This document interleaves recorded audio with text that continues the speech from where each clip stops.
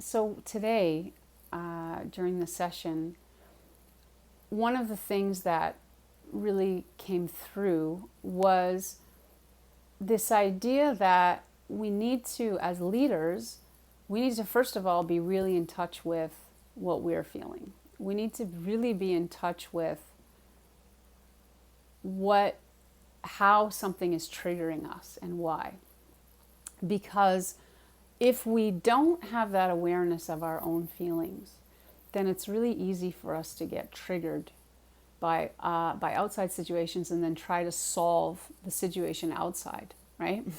And as long as we're trying to solve a situation outside of ourselves, we will never solve the root stuff. We will never live our potential. We'll never be able to step into that potential, higher potential, because those things will get in the way. They'll block us, almost like static in a radio frequency, if we're always trying to fix things outside of ourselves. All of the real power in leadership and becoming a powerful leader is from inner work. It's from developing what I call a closed loop system inside yourself, where you're able to give yourself everything you need to feel truly solid and self-trusting and confident, showing up fully as yourself without needing any external agreement or validation or approval or accolades, right? Or fame. Well, that's what accolades is, right? If there's too much, and this is something to always be aware of, if you have too much craving, desire for attention, for fame, really be aware of that. Be aware of what might be driving that. Be aware of, because that's going to be that's some kind of a hidden validation issue.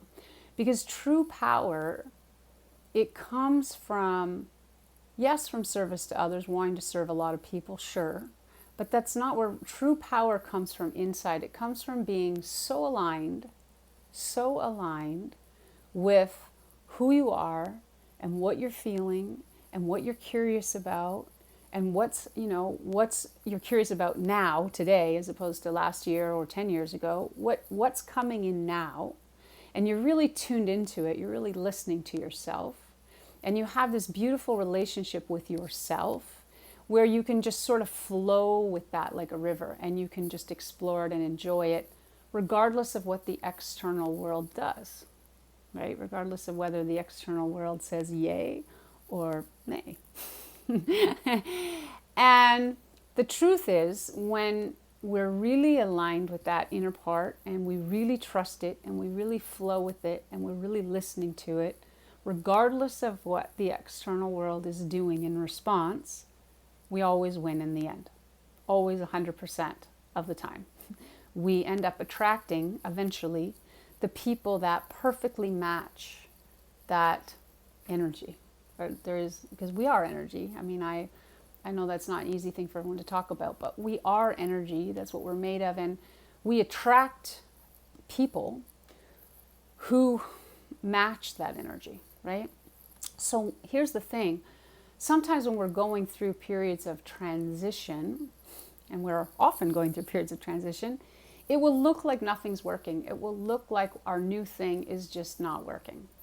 And we need to be careful with that. That's why it's so important. This self-trust is so important. This closed inner loop system is so important, because we need to be able to weather the transition on our own, without the accolades, without the approval, without the validation.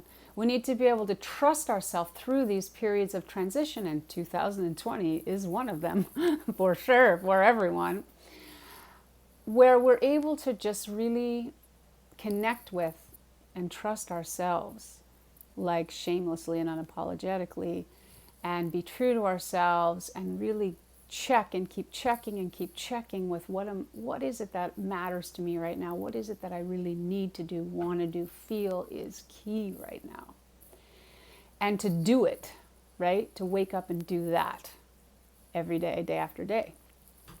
And to keep checking in every day to see if that's changing and to go with whatever is happening. That's what 2020 is about. Like 2020, It's the year of developing really deep self-trust, really connected self-awareness, real consciousness, higher consciousness of our own feelings, our own energy, our own place where we're at, what we need, right? From ourselves, not from others, from ourselves. We can also learn to set boundaries for others and tell others what we need. That's totally cool. We can do that. That's important.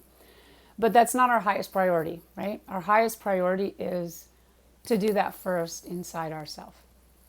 And then we can also, be doing that outside as well, because it's also very important. It's not the highest priority. That's all. So this is the thing I guess I wanted to talk about, was just putting this idea on the table about really getting in touch with yourself right now, really feeling your feelings, really checking every day, a few times a day, with what do I really want to do now? What feels important to me now? What am I curious about now? What excites me now? Because, there's going to be things right now that maybe scare you. There might be things right now that make you angry. There might be things right now that are very challenging. And I know there's a lot of that happening because it's 2020 and this is the time of awakening. This is a time of, and what does that mean? Awakening is not fun because we are forced to see all the things we didn't want to see, right? That's what, the universe 2020 vision, right? 2020 vision. We're going to see all the shit that we didn't want to see, but it was there. Everything you're seeing right now, it's been there. It's not new, right? It's not new. None of this is new, but now we're seeing it. And there's a lot of stuff like that happening where we need to see it, and we need to look at it. We need to put it on the table in the light. We need to feel it. We need to go through it. At the same time, we don't want to feed into the fear aspect, the anger aspect, right? Because that's not a good place to create from. It's not a place to create real change. It's a great fuel for real change, though. Don't get me wrong. It can be a real fuel, but we don't want to live there. We don't want to feed it. We don't want to be in it. We want to just let that drive us to that next level where we're like, okay, well, what am I excited about doing that will change this? How can I move toward change or get curious? What am I curious about? Even if it's not excitement, if it's curiosity, what might move this forward in some unique, innovative way? How can I explore this?